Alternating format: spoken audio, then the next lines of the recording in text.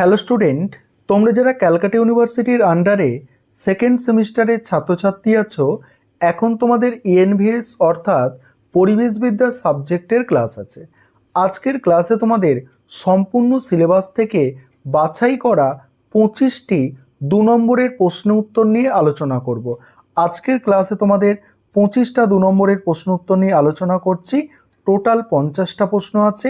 পরে আরেকটা ক্লাসে তোমাদের 25টা 2 নম্বরের প্রশ্ন উত্তর নিয়ে আলোচনা করব। তাহলে আজকের ক্লাসে গুরুত্বপূর্ণ 25টা প্রশ্ন উত্তর দেখে নাও।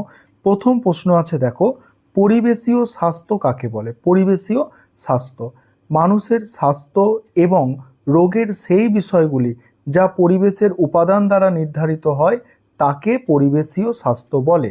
নেক্সট আছে তিবলিস। তিবলিস ডিক্লারেশন বা তিবলিস ঘোষণা কবে অনুষ্ঠিত হয়? 1977 অর্থাৎ 1977 সালে। পরের প্রশ্ন আছে, দেখো, পরিবেশ আইন কাকে বলে?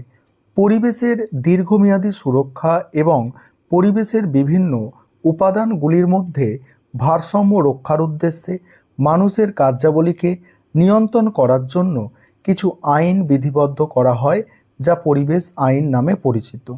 পরের প্রশ্ন, পরিবেশ আইনের দুটি প্রয়োজনীয়তা লেখো। 1 নম্বর হচ্ছে মানুষকে সুস্থভাবে বেঁচে থাকার অধিকার প্রদান, দ্বিতীয় হচ্ছে বাস্তুতন্ত্রের ভারসাম্য রক্ষা করা। 5 নম্বর প্রশ্ন এবারে, পরিবেশ সংরক্ষণ আইন কত সালে প্রণীত হয়? অ্যান্সার হচ্ছে, দেখো, 1986 সালে প্রণীত হয়। 6 নম্বর প্রশ্ন আছে, এবার দেখো, জলদূষণ নিয়ন্ত্রণের জন্য কোন সালে আইন প্রণয়ন করা হয়? 1974 সালে আইন প্রণয়ন করা হয়। জলদূষণ নিয়ন্ত্রণ আইন কত সালে সংশোধন করা হয়? 1978 সালে সংশোধন করা হয়। পরের প্রশ্ন হচ্ছে, বায়ু দূষণ নিবারণ আইন কত সালে প্রণয়ন করা হয়? 1981 সালে প্রণয়ন করা হয়। জীববৈচিত্র্য আইন কবে প্রণয়ন করা হয়? 2002 সালে। বন্যপ্রাণী সংরক্ষণ আইন কবে প্রণয়ন করা হয়? 1972 অর্থাৎ 1972 সালে। পরিবেশগত শিক্ষা কাকে বলে? পরিবেশগত শিক্ষা হলো যে শিক্ষা পরিবেশের মাধ্যমে পরিবেশের বিষয়ে এবং পরিবেশের জন্য গ্রহণ করা শিক্ষা। পরের প্রশ্ন আছে, পরিবেশ শিক্ষার গুরুত্ব লেখো। অ্যান্সারটা দেখো, পরিবেশগত শিক্ষা মানুষের এবং পরিবেশের সম্পর্ক, বিশেষ করে পরিবেশ অবনমন সম্বন্ধে অবহিত হওয়া যায়।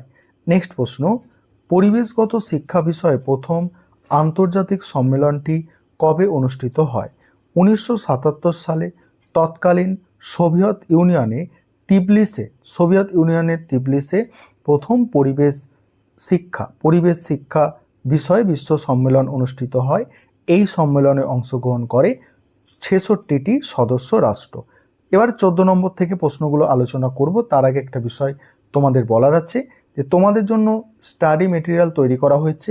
তোমরা যদি কেউ স্টাডি মেটেরিয়াল পারচেস করতে ইচ্ছুক থাকো, তাহলে সেক্ষেত্রে এই নম্বরে যোগাযোগ করতে পারো, 91230000525218। এই নম্বরে তোমরা যোগাযোগ করে স্টাডি মেটেরিয়াল পারচেস করতে পারো। চলো পরের প্রশ্ন উত্তরগুলো দেখে নাও। 14 দাগের প্রশ্ন আছে, ভারতের পরিবেশগত শিক্ষা কবে চালু হয়? 1991 সালে। 15 প্রশ্ন হচ্ছে, পরিবেশগত শিক্ষার একটি লক্ষ্য লেখো। পরিবেশগত শিক্ষার একটি লক্ষ্য হলো সুস্থিত ভবিষ্যৎ গড়ে তোলার লক্ষ্যে জনগণকে পরিবেশ সম্পর্কে সচেতন করে তোলা। নেক্সট আছে, দেখো, পরিবেশগত নীতি বলতে কি বোঝো?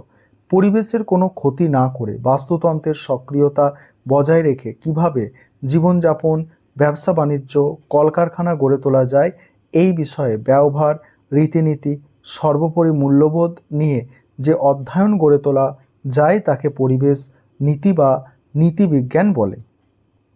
পরের প্রশ্ন আছে, জোহান্সবার্গ সম্মেলন কত সালে অনুষ্ঠিত হয়? 2002 সালে।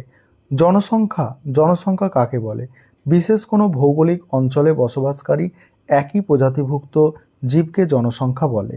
নেক্সট আছে, দেখো, জনসংখ্যা বৃদ্ধির দুটি কারণ লেখো।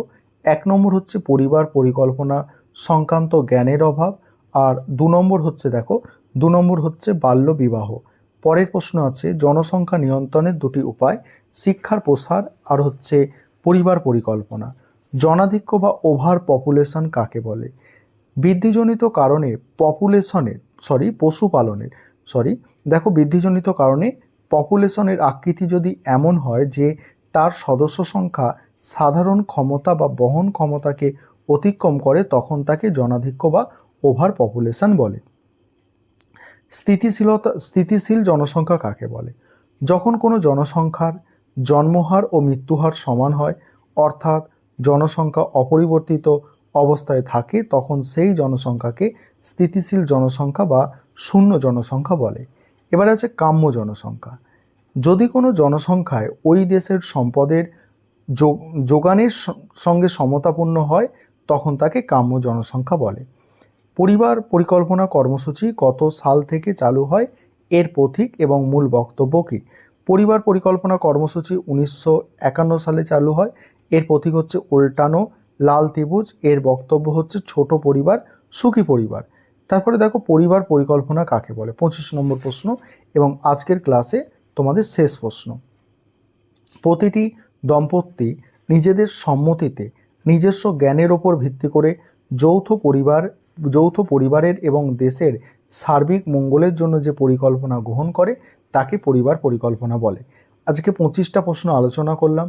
তোমরা কমেন্ট করে অবশ্যই জানাবে যে পরের পার্টটা যদি তোমরা দেখতে ইচ্ছুক থাকো, তাহলে আমি 26 নম্বর থেকে প্রশ্ন আবার আলোচনা করব।